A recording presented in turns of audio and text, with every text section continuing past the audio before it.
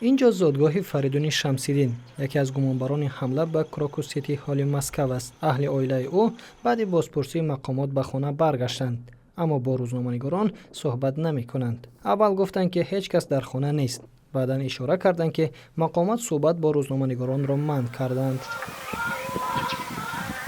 تنها منوچهر، برادر خردی فریدون، بدون ثبت نوار با ما صحبت کوتاهی کرد. اهل عائله باور ندارد که او چنین کاری کرده باشد. به قول برادرش، فریدون چند ساعت پیش از حادثه در صحبت تلفنی وعده کرده است که تا عید رمضان به تاجیکستان برمیگردد و هیچ سخن شبهه‌آوری نگفته است. در همین حال برادرش تصدیق کرد که فریدون سال 2014 برای 7.5 سال روانه زندان شد و بعد 5.5 سال با سبب رفتار نمونوی از زندان آزاد شد. به اطلاع رسانه‌ها او به آزار جنسی نابالغ 6 ساله متهم و زندانی شده بود. همسایه‌ها و معلمان از او همچون یک بچه فعال، آرام طبیعت و خوش‌معامله نام می‌برند. یکی از همسایگانش گفت فریدون آواره‌گردی نمی‌کرد، مینوش هم نبود، اما نمازخانه‌اش را نیز ندیده بودند.